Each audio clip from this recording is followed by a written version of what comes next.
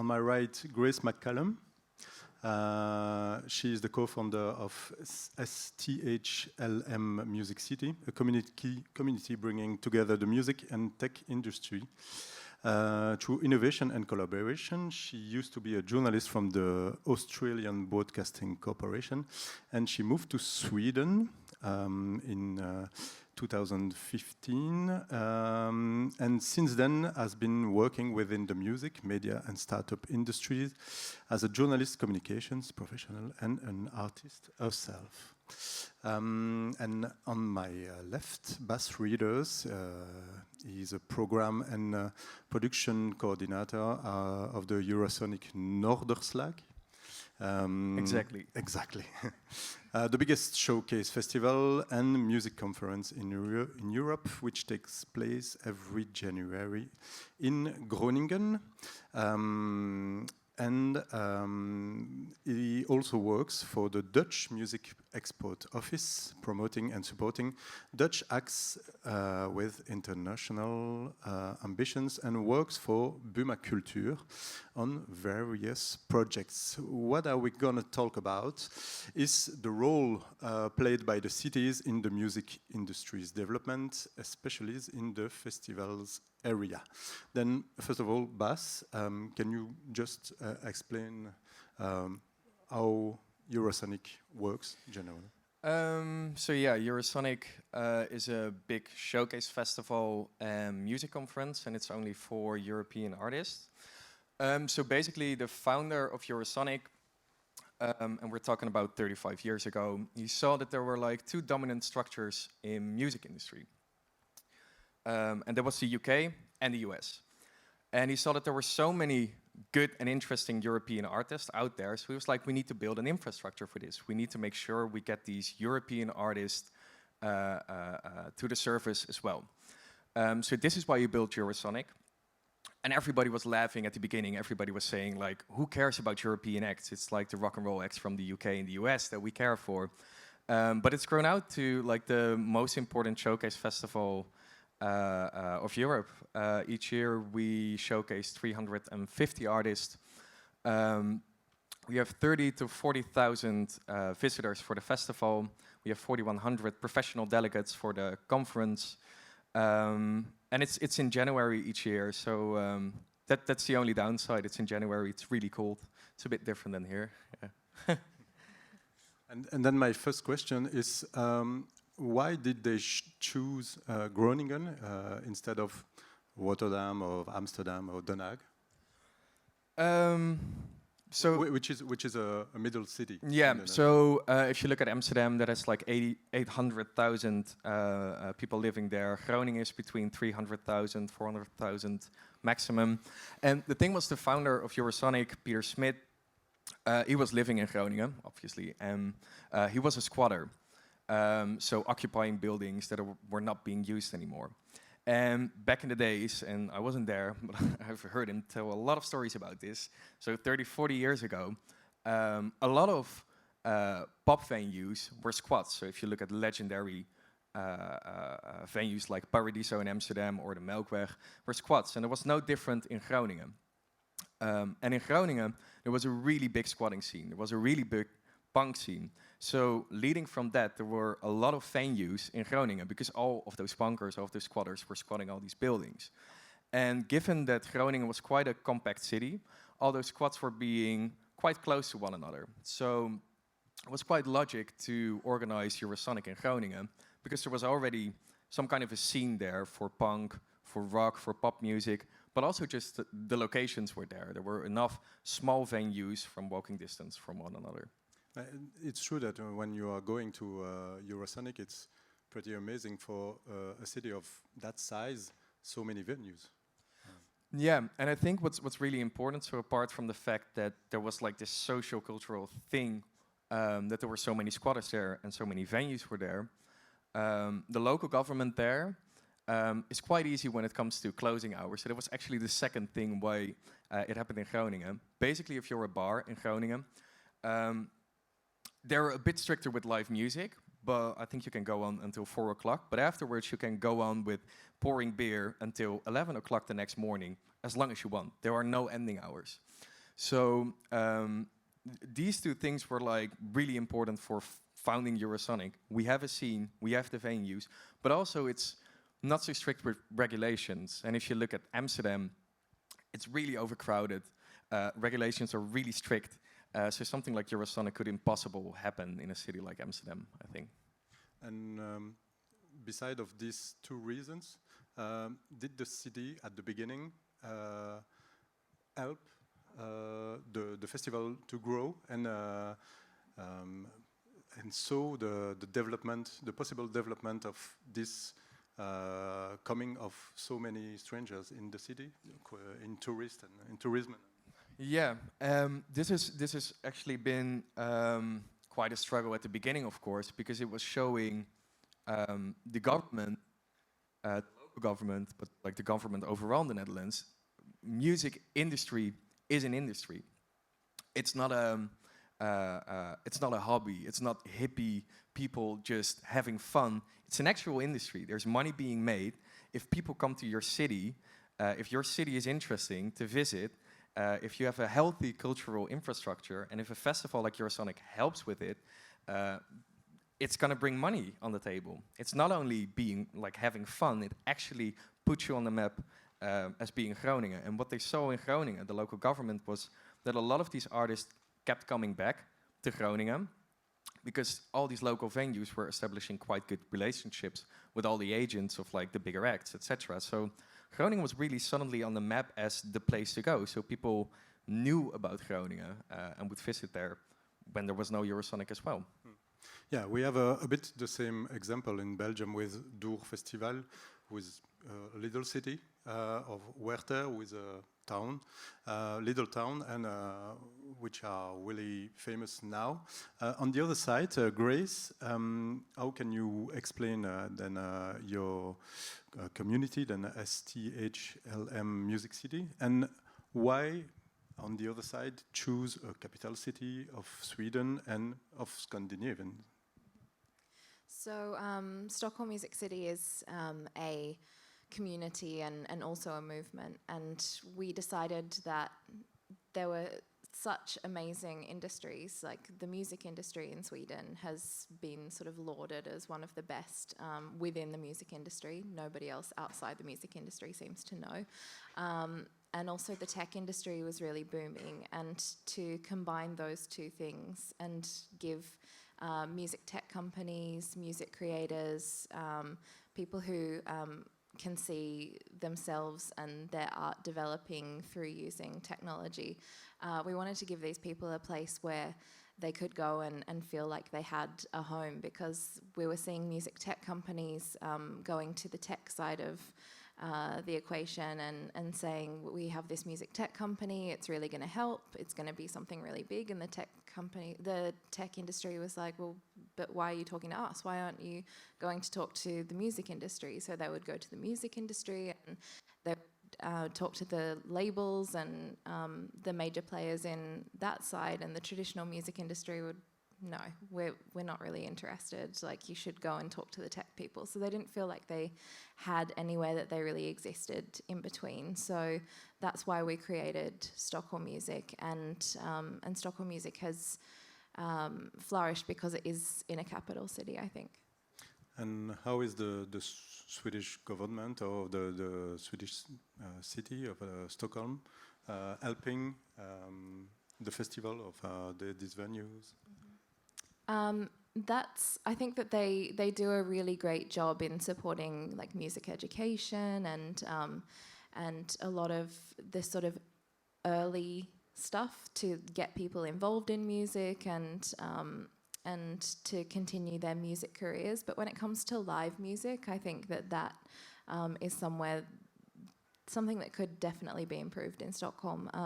There are a lot of venues that have recently, our biggest ones, not necessarily like the size of arenas, but the ones that sort of host a couple of thousand.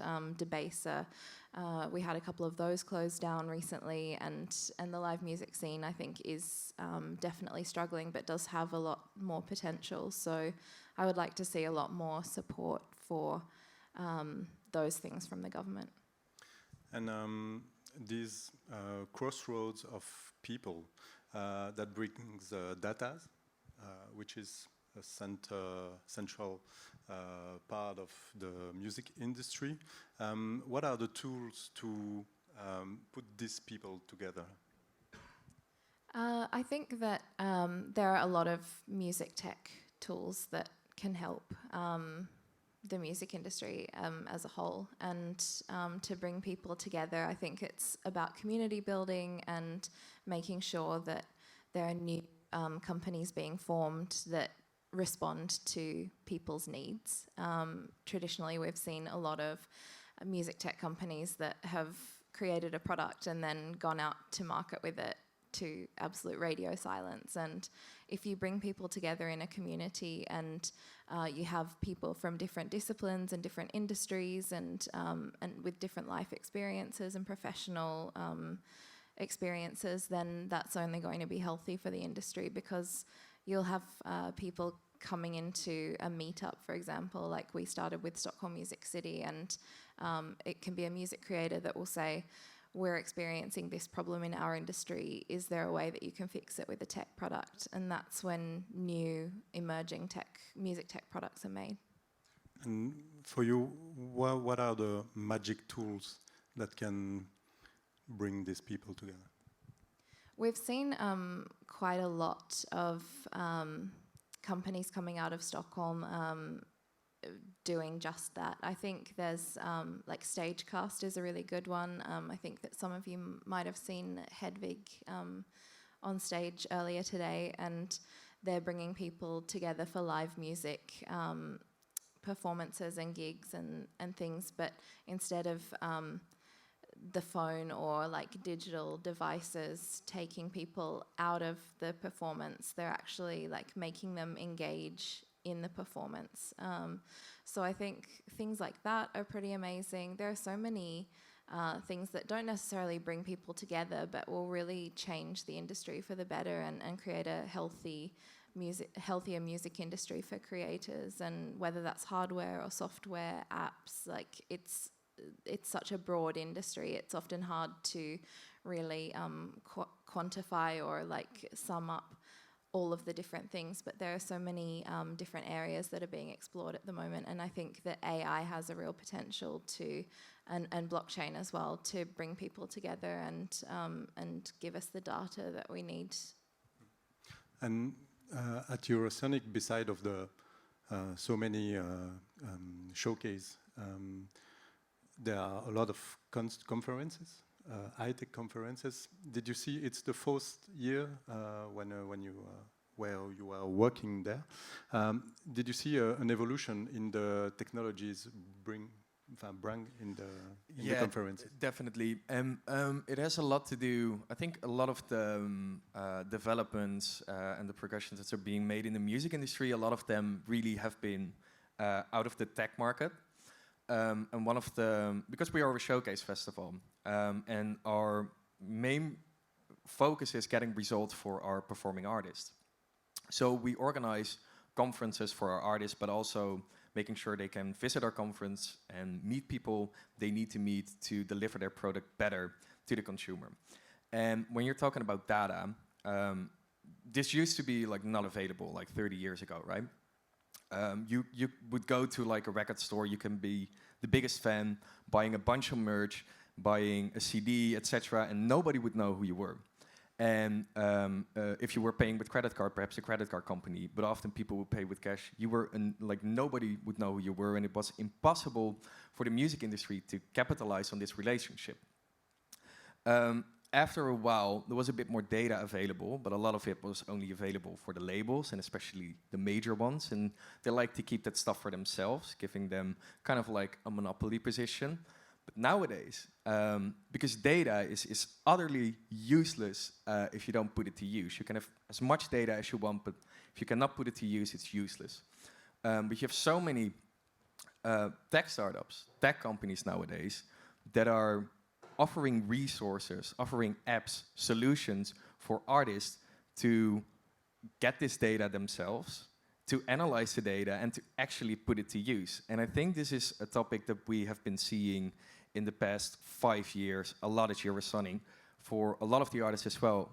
But even the bigger artists, they have so many different options now where they can choose from how they're gonna market their music, how they're gonna be in charge of delivering it to the fan, but also communicating with like these new fans. And this is something that we have never been able to do before on the scale that we are now. So, but there are so many advantages of this technology evolutions. But as Tom Barman said just 2 conferences before, there is also a lack of naivety, maybe in the way of to bring the music. Is it really an advantage, this technology evolution? I think it definitely is. Otherwise, I wouldn't be doing what I'm doing. And I mean, I come from the artist background, and so I never thought in my wildest dreams that I would ever work with tech. The fact is that that's changed in the last couple of years, and that's what I'm really passionate about, because I see that there are so many options that make it a lot easier for artists to retain control over their future and creative control, and that's so important for artists. I mean, people don't do it for the money, obviously. They're doing it to keep their creative control and really do something that they love. So if we can use technology to make sure that these people are retaining that control, then that's the most important thing. And there are so many apps that allow artists to do that nowadays. I mean, Amuse, that's come out of Stockholm fairly recently, within the last 2-3 years, they are like a distributor, and they're using the data to be able to sign artists and give them a better deal than a major record label. So it's pretty amazing that they're so confident in their technology that they're able to pay artists like upfront, like in advance. I think it's up to $1 million or something, in order for them to start their careers, because they're so confident that their technology is so on point that they can tell that these artists are going to be successful. Same question for you to finish. Yeah, again, like the whole thing with the data I just said, it's kind of like the democratization of the music industry. I think it's so important that there are more options out there. And also, like, we now truly have the opportunity to be a global industry. And we weren't a global industry before. So, sure, we worked all around the world, but not even everywhere, like in 30, 40 cities, and only 10 of them countries, and only 10 of them were like making actually any money. And a lot of like the most like biggest populated countries barely had any legal music industry. Like Mexico is a big example, but also India, etc. And the thing is with streaming, the advent of it, for instance, as like a new revolution on how we distribute music. What's the advent of that? Is suddenly we give a legitimate good service to legally listen to music. There used to be a lot of pirated music in those countries I just named, without like a legal structure for music industry, a lot of piracy, so it was impossible to communicate with those fans. Now we give a legitimate good service. Spotify is set on the wages of people there, so it's like €4.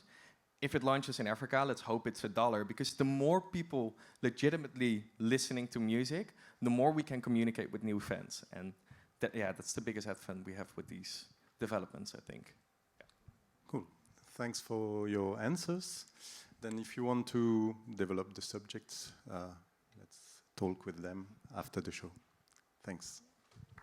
Thank you.